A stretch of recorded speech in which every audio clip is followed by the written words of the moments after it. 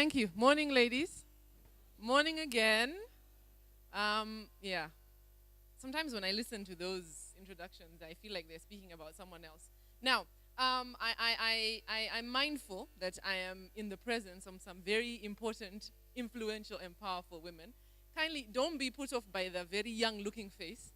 I am sure that there is still something that you will benefit from this morning as we share together, looking at some important elements of leadership as women. We're starting by talking about finding your competitive edge. And I love the story that was shared about the shark helping those fish remain vibrant.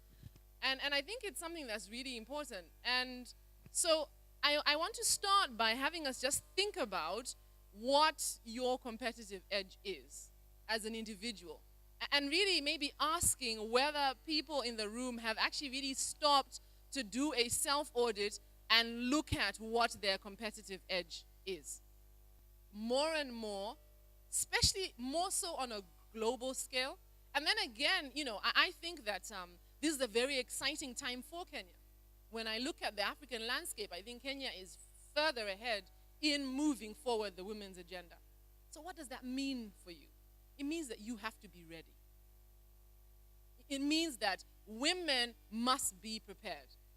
And I mentioned it, with a smile on my face, but the reality is it's very true. You're going to have to be more prepared than your male counterparts.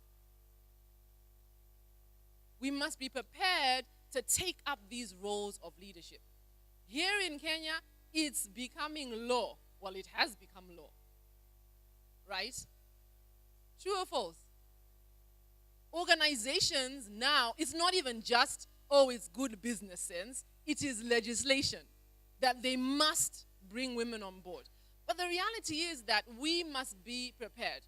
Another thing that PLO Lumumba shared was the fact that women take the whole agenda a million steps backwards when they come to the table unprepared. Because you see, what you do when you come to the table unprepared is that is what is expected, and you just validate the expectation. So when you are called to that board, or when you rise to positions of leadership, you must bring your A game. And I don't think it means always that you must know everything or know more than everyone else, but perhaps it means that you must know where to get the information you need. And I like the point that was made earlier about working with different departments so that you are knowledgeable. You know what's going on in that organization. You know where to find answers. And so women must be prepared. They must find what their competitive edge is. And so for this session, we're going to talk about three things. Number one, we're going to talk about the potential barriers that exist specifically for women. So not the generic ones, the ones specific to us as women. Then we're going to talk about something called emotional intelligence. And then lastly, we're going to look at what strategies can you apply in order to succeed, in order to make sure that you really hone that edge that you have. And so the first one is this idea is that there are two key potential barriers. And these exist specifically for women. Number one is this balancing act that women are faced with. For those who were here earlier, Carol Sandburg, we had a video playing with Carol Sandburg, and she was talking about how hard and how challenging it is as a woman to be in the workforce, fully in the workforce, in leadership positions, and be at home with the family. And the reality is that we must become more intentional about things as opposed to being accidental. And so if it means making sure you have good help that you are happy leaving your children with.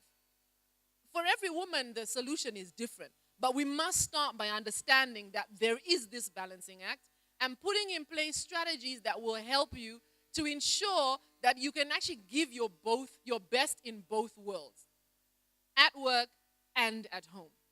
How you do that now depends on you as an individual.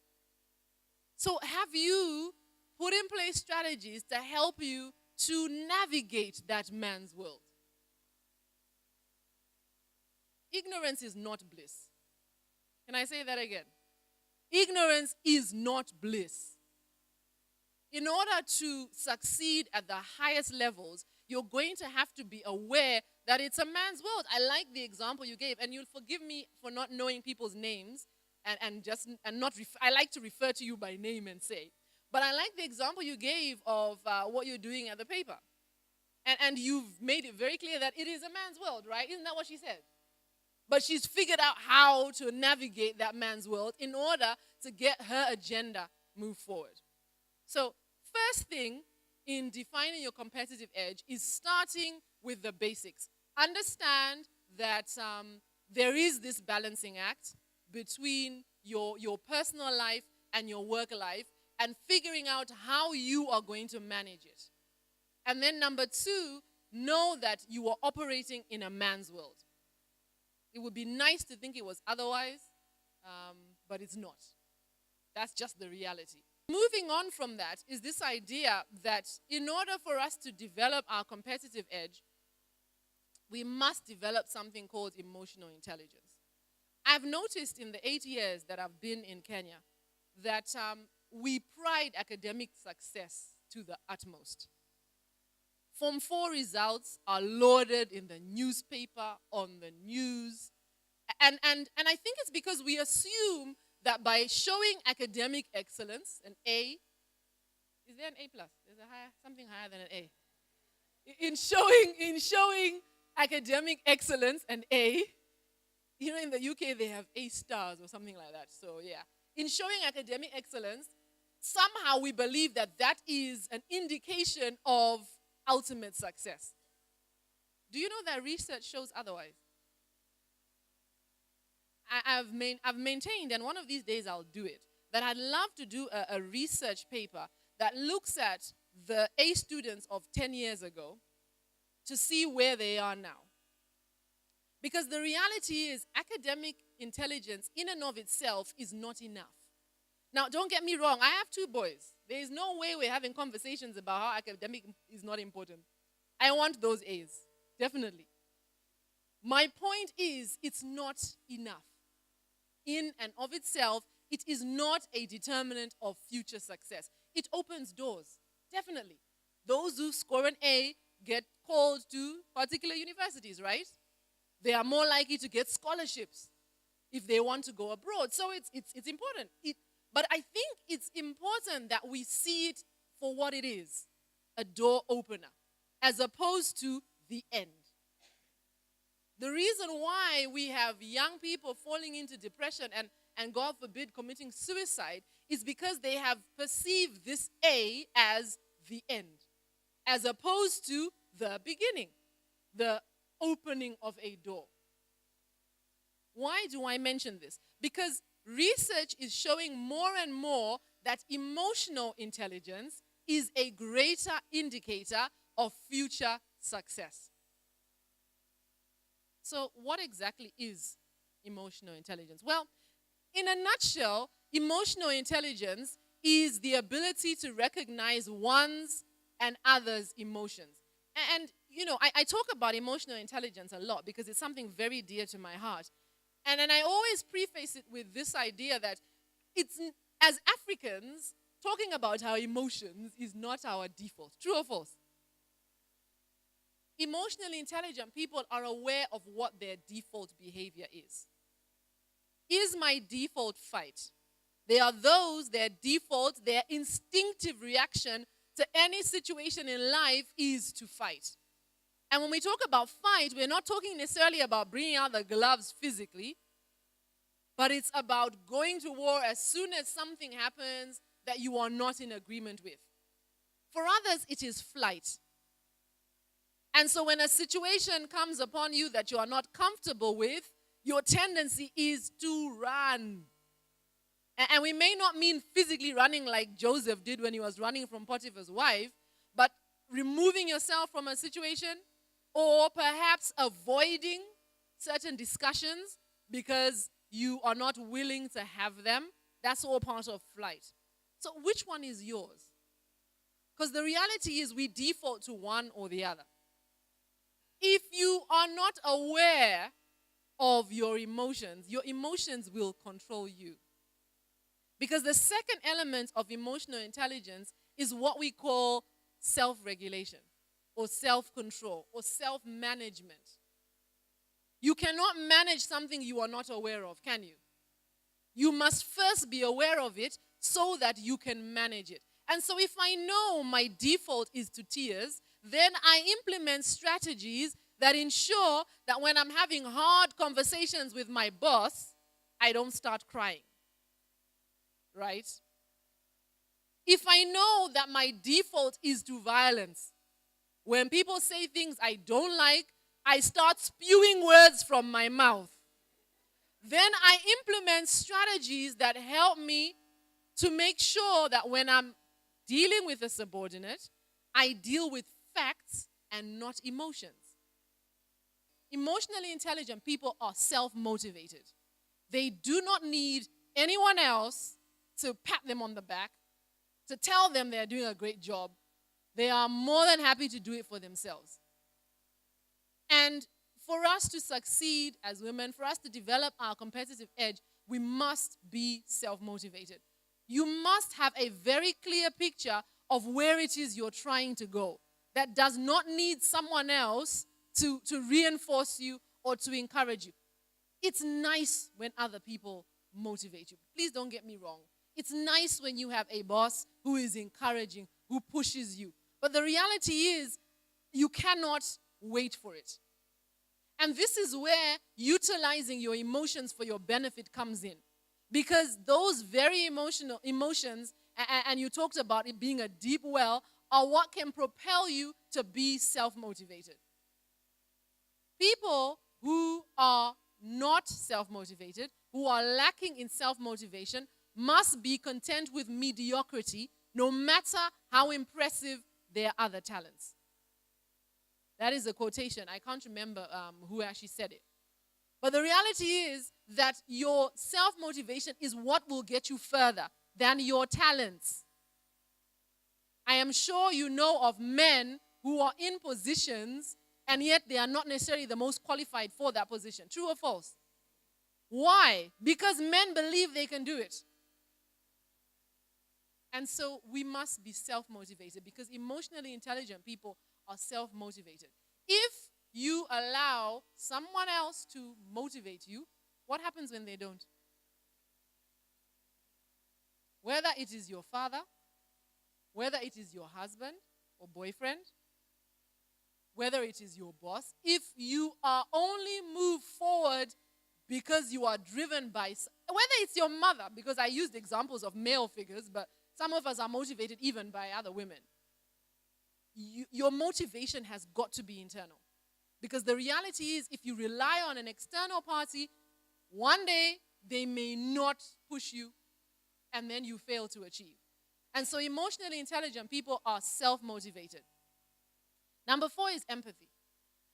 Emotionally intelligent people are empathetic. Now, I spoke earlier about this idea that women often start shedding off their natural characteristics, natural traits, when they ascend to positions of leadership.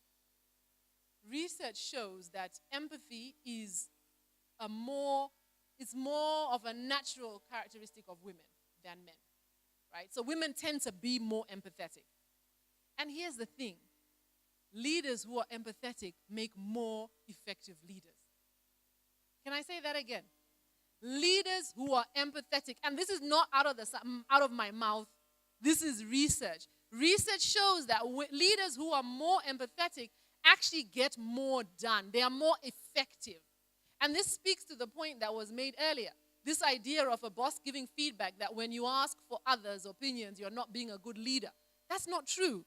That actually shows signs of being a better and stronger leader. And so when we try and adopt characteristics that are typically male, and I'm not saying all men are not empathetic, right? Can I just qualify? I'm not men bashing in any way. When we try and adopt characteristics that are typically male, we are actually watering down our effectiveness because our empathy actually is a strength. It is not a weakness. Empathy is a strength. It is not a weakness. So social skills means that you are able to interact. It's about interpersonal skills. It's not about being liked. It's not about being friends. So what we're saying is, in our efforts to develop a competitive edge, we must, number one, firstly be aware of the things that could hold us back. So we talked about the fact that you have that work-life balance. I want to talk about, because we're talking about creating your competitive edge. So I want to talk about strategies for success. And I think the key strategy for me is charting your course. Having a look at where you are now and where it is that you want to go. Because it's when you do that that you can look at what things do I need in order to get there. The things you will pack in your suitcase when you're going to Mombasa are different to the things you pack in your suitcase when you're going to Alaska. True or false? What do you have in your bag? Some of us as women are carrying things for Alaska when we are going to Mombasa. And those things are weighing you down. And then others are going to Alaska and you're carrying your two-piece swimming costume. Is it going to benefit you in Alaska? Of course not. So you must chart your course. And I think this really summarizes what we're talking about in terms of emotional intelligence. Just really stopping and thinking, where is it that I am going with my career? What is it that I'm trying to achieve? What must I be carrying so that I can get to where I am going? Are there some things that you need to get rid of? It is said that when it comes to things like appraisals, men ask their bosses what they need to do to get to the next level. When was the last time you asked? If you don't have opportunity to ask your particular boss, find someone else who is more open to your asking, who is in a similar position. It doesn't even have to be in your organization. What are the things that are necessary for me to move to the next level? I want to be on a board, right? Maybe that's what you want. Have you looked at what are the requirements to being on a board? Do you meet those requirements? If you don't, what are you doing to make sure that you can be on the board? Don't think that accidentally you will just land on that board. The reality is, particularly for issues of sitting on boards, the same women are being asked to sit on multiple boards. The same women are. There are women who sit on 4, 5, 6 boards because they have ensured that they have the qualifications necessary. Others, when the CV comes, see, the company is forced to put a woman, right? So they are sourcing for CVs, but they're looking at these CVs and thinking,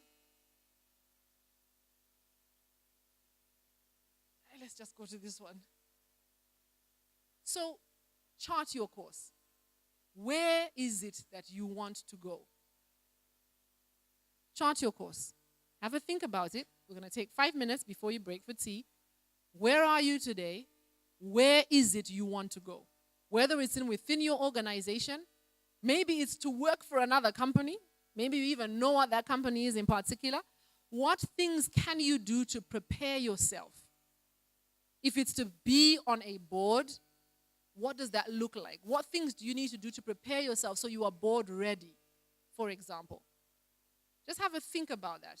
Chart your course. Where are you now? Where are you trying to go? You cannot have a competitive advantage if you don't know what it is you're trying to achieve. Now that you have charted your course, you have a clear idea of where you're trying to go, then you can start thinking about, now, how do I get there? How do I position myself as the person who gets to that particular point? To share with the ladies is that as women, we really just need to encourage ourselves. We need to come out of that softy point where we believe that I am a woman, I will sacrifice for my husband, I will sacrifice for my kids. Do you ask yourself, do these people ever sacrifice for you? Because you're going to sit there all the time. Yes, God gave us a responsibility as mothers. Yes, He gave us responsibility as wives. But do you know, if you don't fight as a woman, you're never going to wake up from where you are. Jobs come in institutions, women don't apply because you don't want to move from Nairobi and leave your husband there. Why can't he take care of his children? He's the father of those children. He's the father of the children. You leave your children to a maid who is a stranger. You're picking a maid from Mombasa, from Mombasani, unapeleka Kitui, or you're taking them to Nyeri to take care of your children. When your husband is there, his job is there, he can take care of the kids. Ladies, even if we have a million conferences, if you as an individual, you are not going to wake up and say, it is time for me to move, you will never move. So it is our responsibility. Let us not always be mothers. Let's always not be, I am a mother, I am a wife. So what?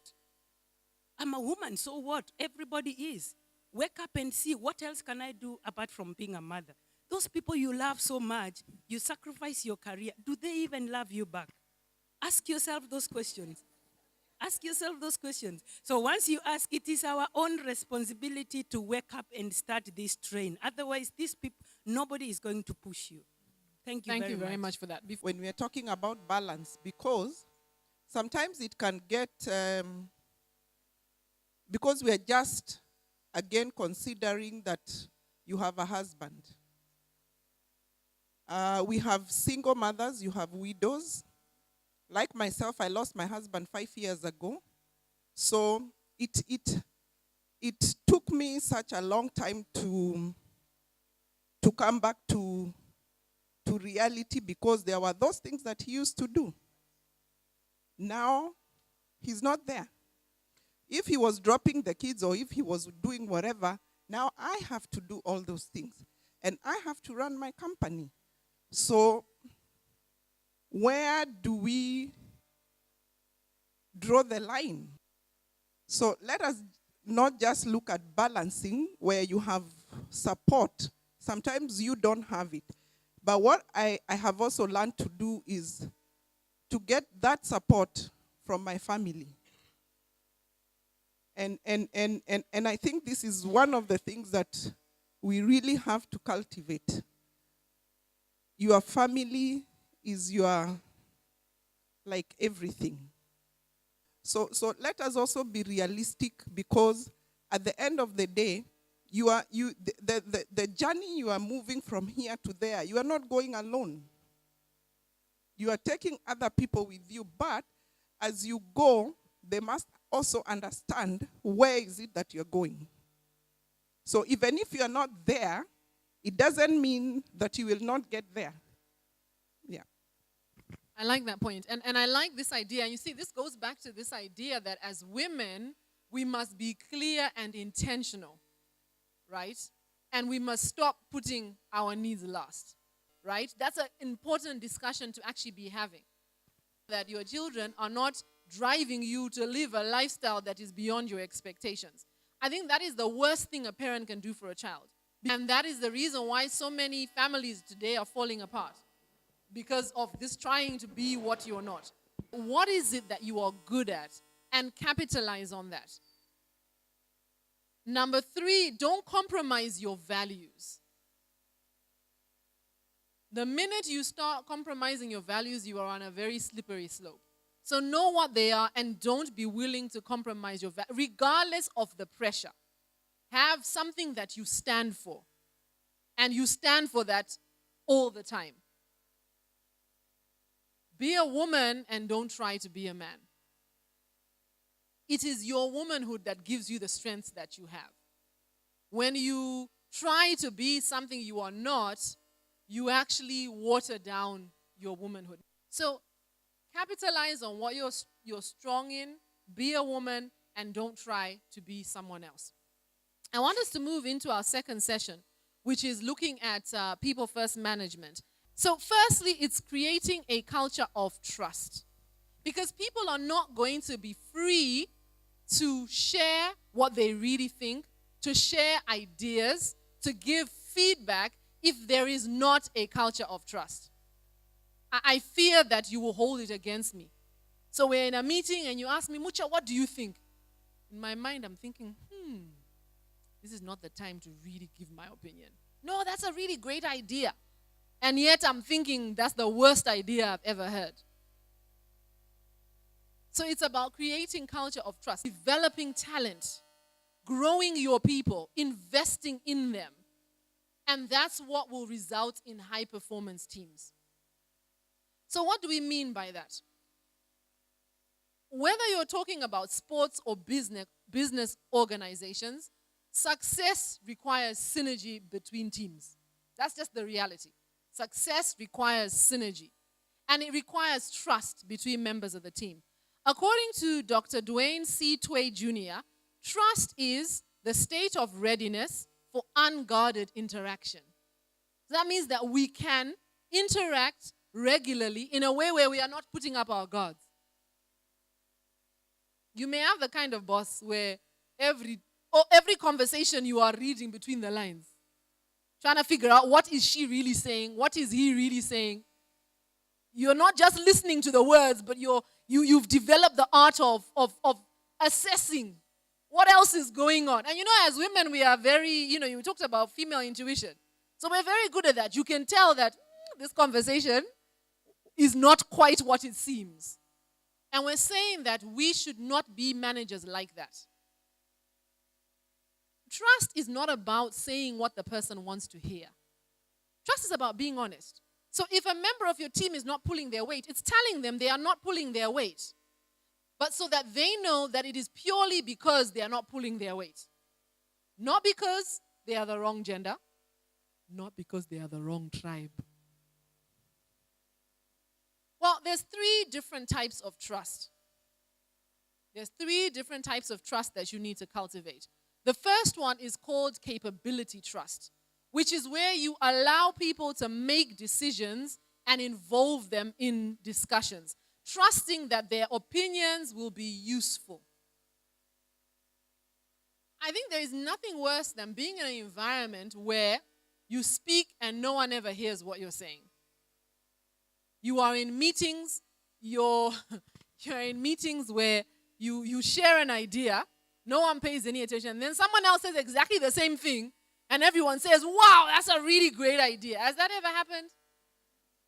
There's nothing worse. How demoralizing is that?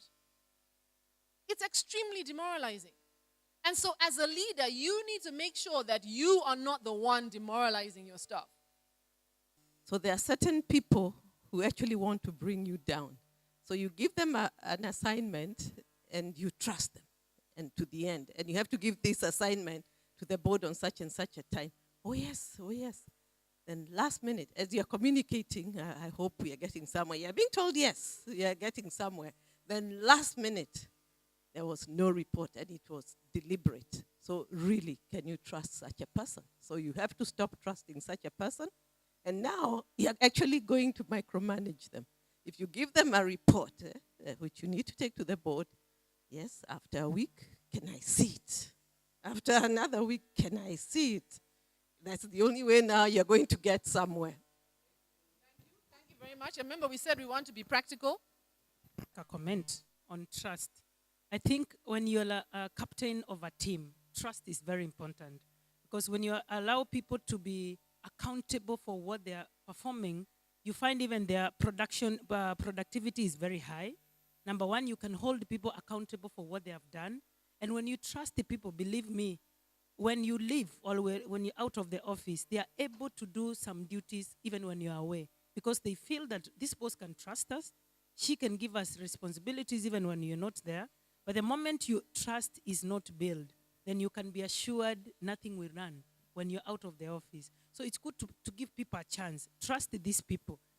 Allow them a benefit of doubt so that you see how can they perform. Otherwise, if you're not trusting people, then it means when you leave the office, you move out with your office, which is not good. Trust is important. Thank you. I think different environments have different rules. There's a lot of politics that's underlying. But I think, and this goes back to, I think, the point you made earlier, this idea that ultimately, and particularly if you're the kind of person who is a God-fearing person, you believe that you have that Godfather.